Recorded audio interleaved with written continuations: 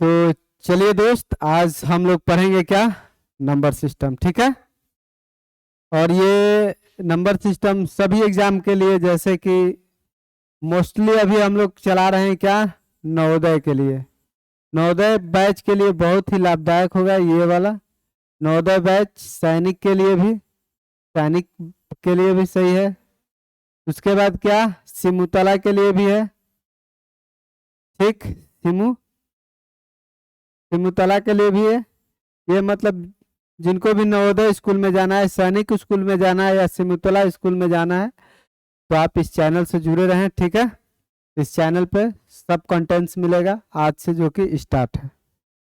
आधे घंटे का वीडियो हर लेक्चर में मिलेगा, ठीक है ना। तो चलिए स्टार्ट करते हैं। हम जानते हैं कि नंबर सिस्टम में आखिर होता क्या है। संख्या के बारे में तो सभी को पता होगा। संख्या क्या है? जो संख्याएं हम लिखते हैं, नंबर लाइंस पे ड्रॉ करते हैं, उसको संख्या बोलते हैं। एग्जाम्पल क्या होता है? एग्जाम्पल संख्या अगर कहेंगे तो जीरो भी एक संख्या है। एक, दो, तीन, चार और पाँच, ये क्या है जी? एक प्रकार का क्या है? संख्या है। ये सब संख्या है ना, डॉट डॉट इनफाइनाइट तक, मतलब अनंत तक। ये सब क्या है? संख्या। संख्या से हम, संख्या को मिलाकर हम बड़े बड़े संख्या का भी निर्माण कर सकते हैं, ठीक है। कर सकते हैं ना। चलिए अब हम आते हैं जो मेन टॉपिक है। इससे हमारा क्वेश्चन ना के बराबर पूछेगा, लेकिन मेन टॉपिक है प्रकृत संख्या क्या है, सम संख्या क्या है, भाज्य संख्या क्या है।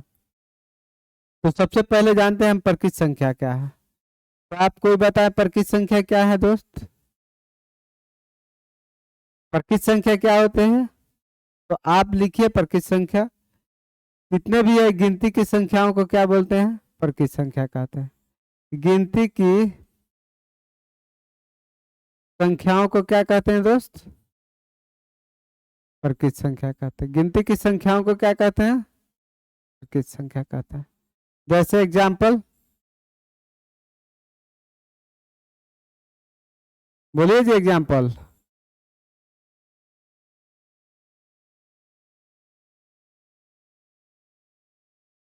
एग्जाम्पल क्या होगा दोस्त? एग्जाम्पल अगर हम कहें तो एग्जाम्पल जैसे एक, दो, तीन, चार, जहां तक आप लिख सकते हैं, ठीक है। डॉट इनफाइनाइट तक जहां तक लिख सकते हैं, वो संख्या क्या होती है? प्रकृत संख्या। प्रकृत संख्या का कहने का मतलब, जब हम एक से स्टार्ट करते हैं पढ़ना, जहां तक हम पढ़ सकते हैं, वो क्या होती है? प्रकृत संख्या होती है। आया बात समझ में? आप लोग लिखते चलिए, नोट करते चलिए, नोट डाउन पक्का आएगा, ठीक। प्रकृत संख्या को लिख लीजिए। प्रकृत संख्या आखिर होती क्या है, ये लिखिए, ठीक है। चलिए नेक्स्ट में हम बढ़ते जाएंगे। नेक्स्ट क्या है? प्रकृत संख्या लिख लिए। नेक्स्ट संख्या हम देखते हैं। नेक्स्ट संख्या क्या है? अब नेक्स्ट संख्या क्या होती है? भाज्य संख्या। प्रकृत संख्या सम संख्या पहले बोलते हैं, सम संख्या लिख लेते हैं। हाँ, चलिए प्रकृत संख्या के बाद एक बार पहले जान लेते हैं पूर्ण संख्या क्या होती है। चलिए ठीक है, ये भी जानना जरूरी है, पूर्ण संख्या क्या होती है। इसको इंग्लिश में क्या बोलते हैं जी? Whole numbers. इसको इंग्लिश में क्या बोलते हैं? Whole number. इसको क्या बोलते हैं? Natural numbers. इसको क्या बोलते हैं? नेचुरल नंबर्स, ठीक। इसको क्या बोलते हैं? Whole number. अब जान लेते हैं पूर्ण संख्या क्या होते हैं। वैसी संख्या, वैसी संख्या का सीरीज जिसमें हम जीरो को शामिल कर लेते हैं। कहने का मतलब, गिनती की संख्याओं में अगर जीरो को हम शामिल कर लेंगे तो क्या हो जाएगी दोस्त? पूर्ण संख्या हो जाएगी। तो यहां से लिख लीजिए डेफिनेशन। सिंपल है कि गिनती की अगर संख्या में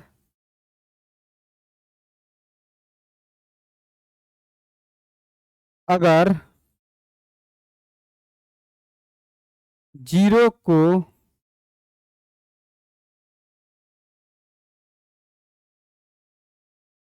सम्मिलित कर लिया जाए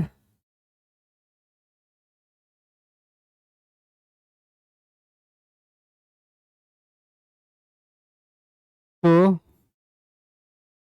वे संख्याएं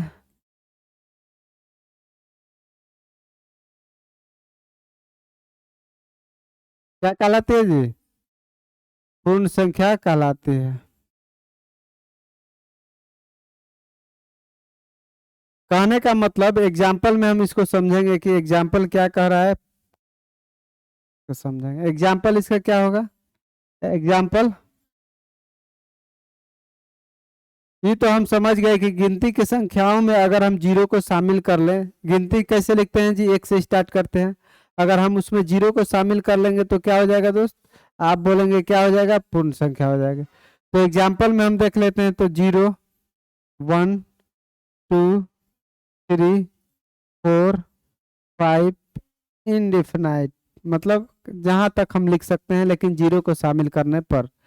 जब भी संख्या को हम जीरो, अगर गिनती की संख्याओं में जीरो को शामिल कर ले तो क्या हो जाएगी दोस्त? पूर्ण संख्या हो जाएगी। ओके, अब जान लीजिए, प्रकृत संख्या जान गए हम, पूर्ण संख्या जान गए। अब जानते हैं सम संख्या और विषम संख्या। ठीक है, चलिए। तो आप लोग बताएं सम संख्या और विषम संख्या क्या होगी? आप सबसे पहले बताएं सम संख्या क्या होगी?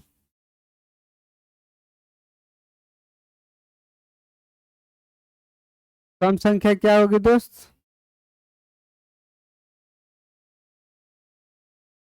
वैसी संख्या जिसके इकाई स्थान पर जीरो हो, वो संख्या क्या हो जाएगी? सम संख्या। मतलब जो संख्या दो से पूर्णतः विभाजित हो जाए, जो संख्या दो से पूर्णतः विभाजित हो जाए, वो क्या कहलाती है? सम संख्या। एग्जाम्पल में इसको आप डेफिनेशन में लिख लीजिएगा। डेफिनेशन हम बोल दे रहे हैं, वैसी संख्या जो दो से पूर्णतः विभाजित हो जाए उसे क्या कहते हैं? सम संख्या। जैसे कि एग्जाम्पल 4, 6, 8, 10, 50, 100 इन, ठीक, ये सब से क्या है? सम संख्या है। ये सभी संख्या क्या दो से विभाजित होगी दोस्त? तो आप बोलेंगे बिल्कुल होगी। ठीक, तो ये क्या हो जाएगी दोस्त? सम संख्या हो जाएगी। उसी प्रकार हम कहें विषम संख्या क्या होगी दोस्त? विषम संख्या क्या होगी?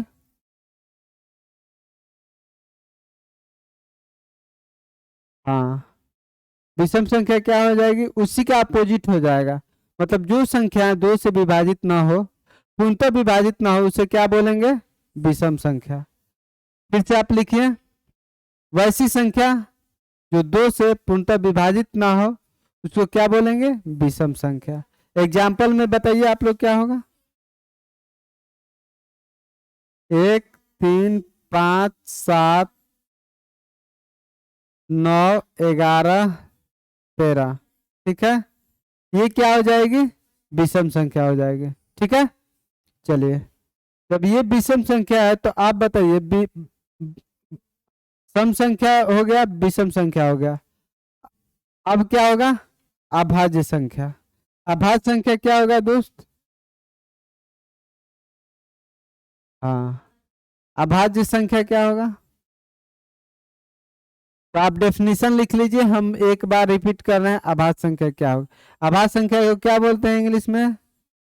Prime number. क्या बोलते हैं दोस्त? Prime number. ठीक है, प्राइम नंबर। अभाज्य संख्या किसको बोलेंगे? जो अप एक और स्वयं से कटे, एक और स्वयं से कटे, वैसी संख्या जो एक और स्वयं से कटे उसे क्या कहेंगे? अभाज्य संख्या कहेंगे। फिर से एक बार लिखिए आप लोग, वैसी संख्या जो एक और स्वयं से कटे वो क्या कहलाती है? अभाज्य संख्या। इसका एग्जाम्पल देखते चलते हैं हम लोग। एग्जाम्पल क्या हो जाएगा? एग्जाम्पल आप लोग बताइए क्या होगा दोस्त?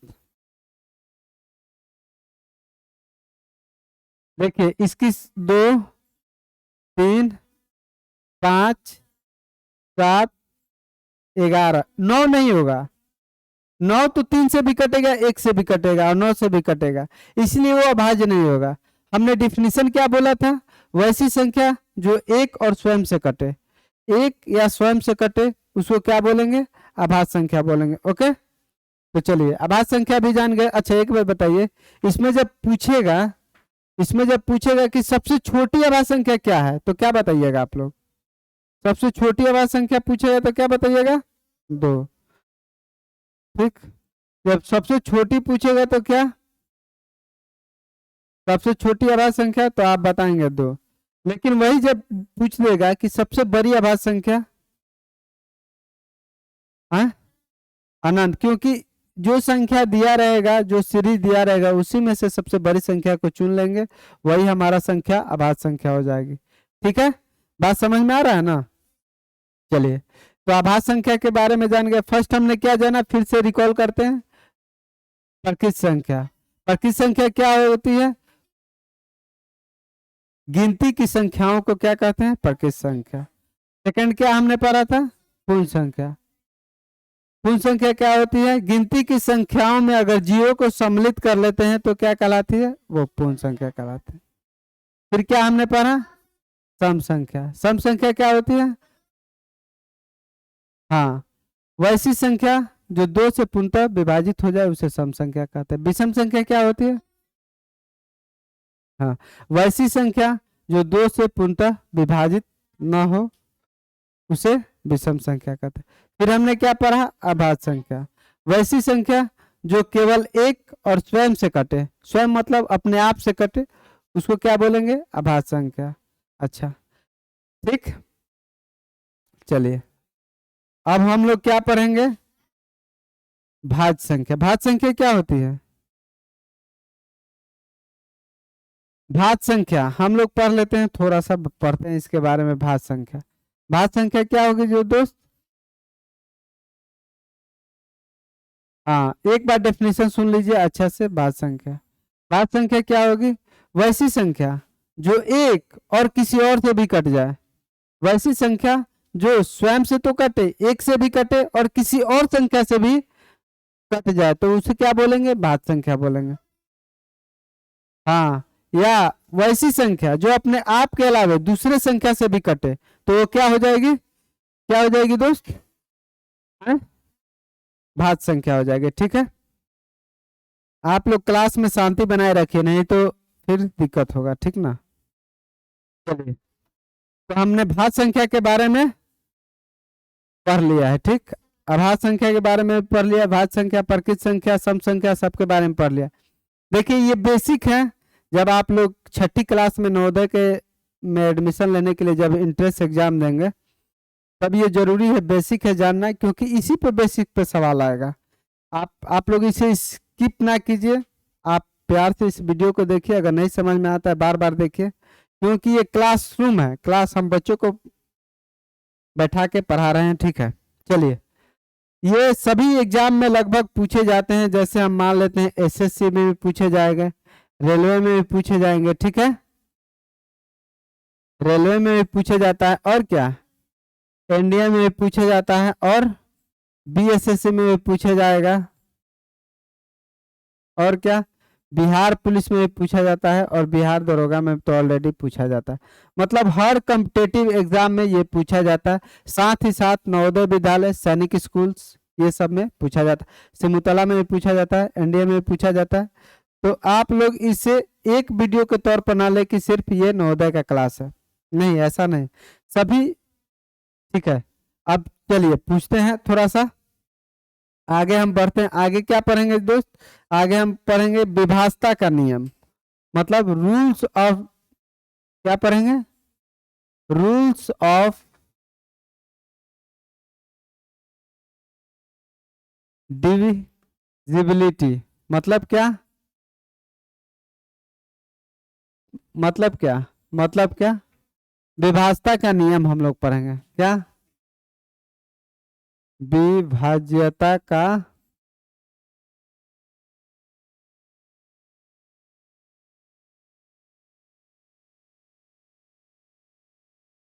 विभाज्यता का हम लोग नियम पढ़ेंगे। ठीक है,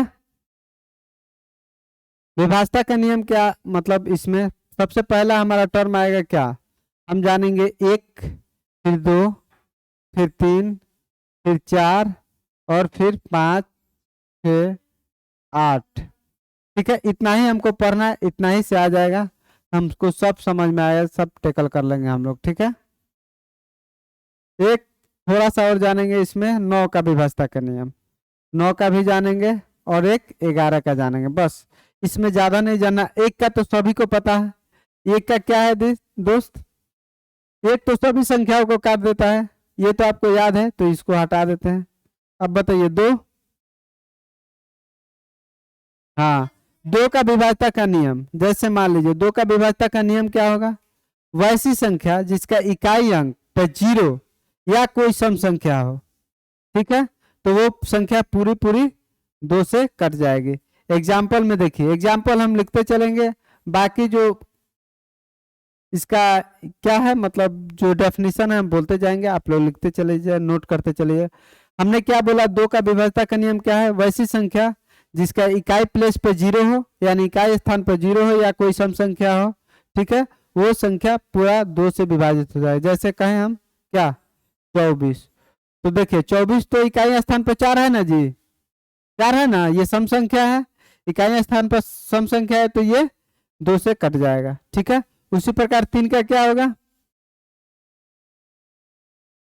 देखिए 3 का सुनिए, 3 का विभाज्यता का नियम क्या है, 3 का क्या है दोस्त, दी हुई संख्याओं के अगर अंकों का योग अगर 3 से कट जाता है तो वो पूरी संख्या 3 से कट जाएगी। फिर से एक बार, दी गई संख्याओं का योग, दी गई संख्याओं का योग अगर 3 से कट जा रहा है तो क्या हो जाएगा, हाँ, दी गई संख्याओं के अंकों का योग अगर 3 से कट जा रहा है तो वो पूरी संख्या कट जाएगी। जैसे हम कहें 24, तो 24 को आप क्या लिखेंगे, 2 + 4 कितना होता है दोस्त, तो आप बोलेंगे 6 होता है। अब देखेंगे ये 3 से कट रहा है, तो आप बोलेंगे हाँ कट रहा है 2 मरतबे, इसका मतलब 24 जो है, 24 जो है क्या, कट जाएगा, ठीक है, 24 है, कट जाएगा। बात समझ में आया, कटेगा ना। 3 का क्या हमने बताया, 3 का हमने बताया अंकों का योग, जैसे हम कोई संख्या मान लेते हैं, जैसे 124, तो 124 3 से कटेगा कि नहीं हम देखेंगे, तो हम क्या करेंगे, इसको पहले आपस में जोड़ लेंगे, जोड़ेंगे तो क्या हो जाएगा, 7 हो रहा है, ठीक है, 4 2 6 7, तो ये 3 से कट रहा है, तो आप बोलेंगे नहीं, भाग दे के देखेंगे 3 से, ये 3 से नहीं कट रहा है, तो ये पूरी संख्या भी 3 से नहीं कटेगी, ठीक है। उसी प्रकार हम कहें एग्जाम्पल, फिर एक दूसरा एग्जाम्पल 1008, तो ये क्या 3 से कटेगी, हाँ, तो चेक करने के लिए विधि क्या है, हमने बोला दी गई संख्याओं के अंकों का योग, दी गई संख्याओं के अंकों का योग अगर 3 से कट जा रहा है तो पूरी संख्या 3 से, तो इसको जोड़ेंगे तो 1 + 0 + 0 + 8, तो 8 1 9 हो जाएगा। 9 देखेंगे 3 से कट रहा है, तो हाँ कट जा रहा है, 3 से भाग देकर 3 मरतबे कट जाए, तो 1008 भी पक्का क्या हो जाएगा, 3 से कट जाएगा। आ गया 3 का रूल समझ में। चलिए अब 4 का रूल्स समझ लेते हैं। 4 का रूल्स क्या है, 4 का रूल्स क्या है दोस्त, हाँ, 4 का सुनिए डेफिनेशन, 4 का क्या है, दी गई संख्याओं के इकाई और दहाई के स्थान का अंक, फिर से सुनिए, जिस संख्या के इकाई और दहाई के प्लेस की संख्या अगर 4 से कट जा रही है तो वो क्या हो जाएगी, 4 से पूरी संख्या कट जाएगी। या तो अगर डबल शून्य है, अंतिम इकाई और दहाई के प्लेस पर 2 शून्य है, मतलब 2 0 है, तो वो संख्या 4 से भी कट जाएगी। एग्जाम्पल देखिए, एग्जाम्पल से ज्यादा समझ में आएगा, डेफिनेशन से उतना समझ में नहीं आएगा जितना कि एग्जाम्पल। इसका एग्जाम्पल देखें, जैसे कहें कि हम 164, तो आप हमने क्या बोला था डेफिनेशन, कि इकाई और दहाई को देखना है, अगर इकाई और दहाई के जो देख लेंगे कि ये 4 से भाग दे के देख लेंगे 4 से कट रहा है तो पूरी संख्या, तो ये इकाई है दहाई है, तो यहाँ उठाएंगे 64 को 4 से काटेंगे तो ये 16 मरतबे कट जा रहा है, इसका मतलब ये संख्या 4 से कट जाएगी। उसी प्रकार हम एक और क्वेश्चन देखते हैं एग्जाम्पल, जैसे हम कहें 1600, तो हमने बोला था इकाई और दहाई के प्लेस पर डबल 0 हो तो भी 4 से कटेगा। देखिए 4 से कटेंगे तो 400 मरतबे कट जाएगा, यानी क्या 1600 भी 4 से कटेगा। ठीक है, बात समझ में आया। जैसे कि एग्जाम्पल के तौर पर एक और देखते हैं 2800, 2800 ये कटेगा कि नहीं, कटेगा, क्योंकि इकाई और दहाई के प्लेस पे क्या है, डबल जीरो है, तो ये भी कटेगा। तो एक बार और सुनिए डेफिनेशन। डेफिनेशन क्या था दोस्त, दी गई संख्याओं के इकाई और दहाई के अंक अगर 4 से विभाजित हो रहा है तो वो पूरी संख्या 4 से कट जाएगी, ठीक है। या अगर दी गई संख्या के इकाई और दहाई के प्लेस पे डबल जीरो आ रहा है तो वो भी पूरी संख्या 4 से कट जाएगी। ओके, समझ में आया।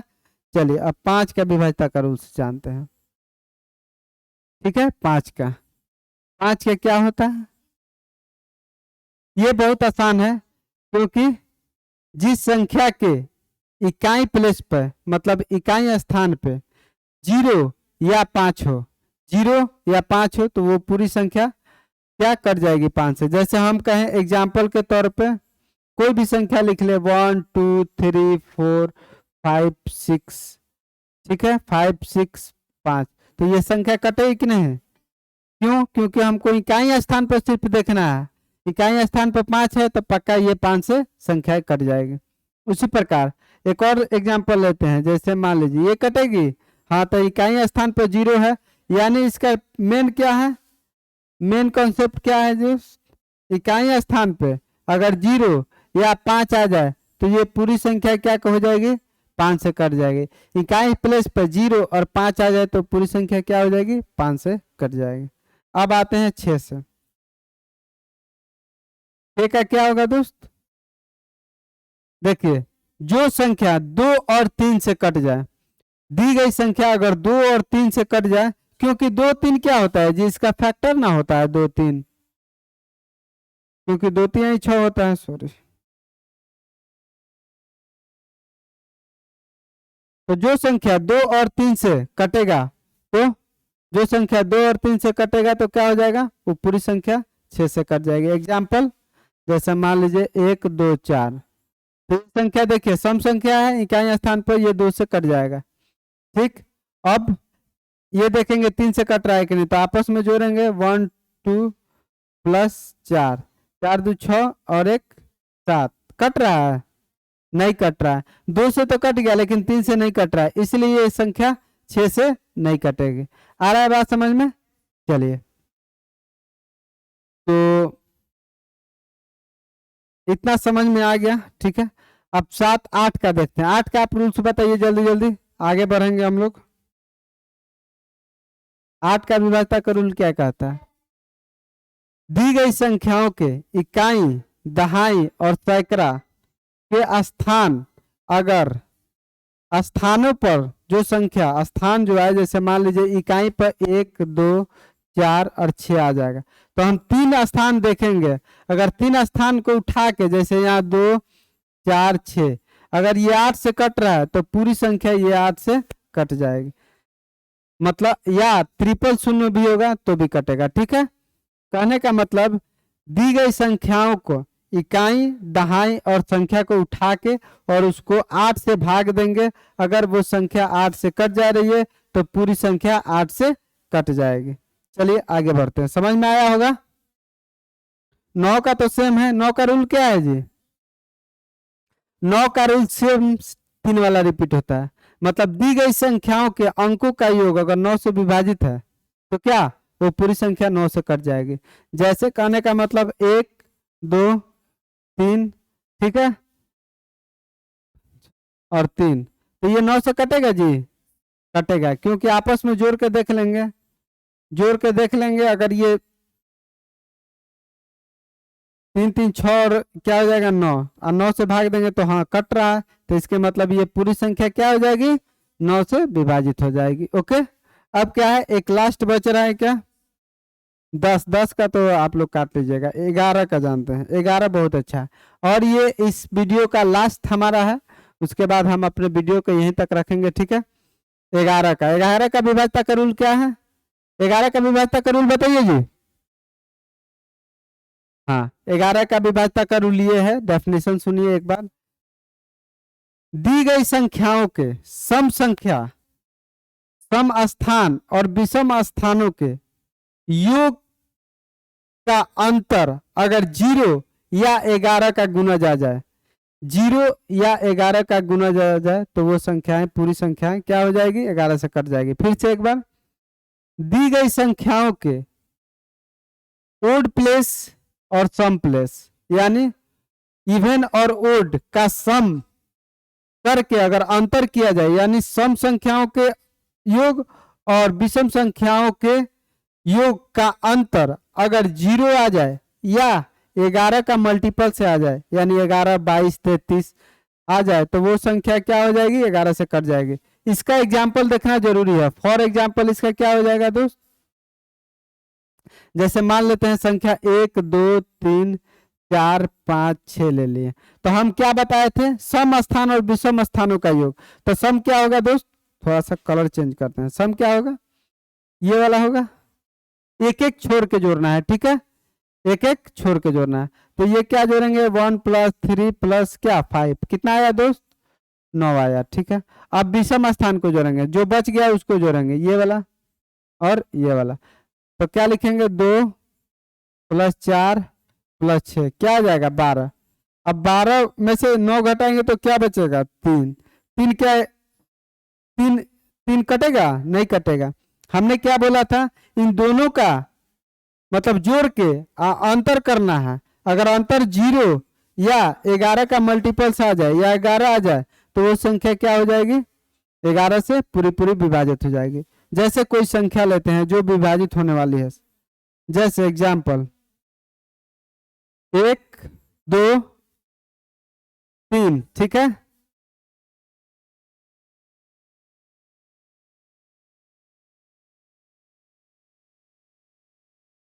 ठीक ना,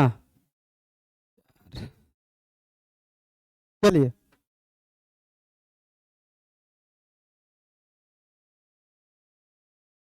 ये क्या हो जा रहा है, 3 और ये क्या हो जा रहा है, 4, 3, 4, 5 हो जा रहा है ना।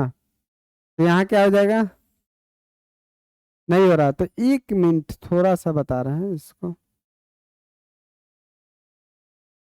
अब देखिए, ये संख्या देखिए, ठीक है, ये संख्या को देखेंगे तो देखिए कट रहा है कि नहीं, पहले देखेंगे। हमने क्या बोला, सम और विषम स्थानों के योग का अंतर करना है। तो सम स्थान को जोड़ेंगे तो ये क्या हो जाएगा, तो 1 + 3 + 1 क्या हो जा रहा है दोस्त, 5 हो जा रहा है, ठीक है। और इधर से जोड़ेंगे तो 2 0, यानी 2 + 0 + क्या 3, तो ये 5 हो गया। और 5 में से क्या करेंगे, 5 घटा लेंगे तो क्या बचेगा, 0, यानी 0 आ गया। तो ये पूरी संख्या क्या हो जाएगी, 11 से कट जाएगी। आ रहा है बात समझ में, यानी दी गई संख्याओं का सम स्थान और विषम स्थान का योग का अंतर अगर 0 या 11 का मल्टीपल्स यानी 11 का गुणज आ जाए तो वो पूरी संख्या 11 से कट जाएगी, ठीक है, 11 से कट जाएगी। तो दोस्त हम फिर से नेक्स्ट वीडियो में मिलते हैं, तब तक के लिए धन्यवाद।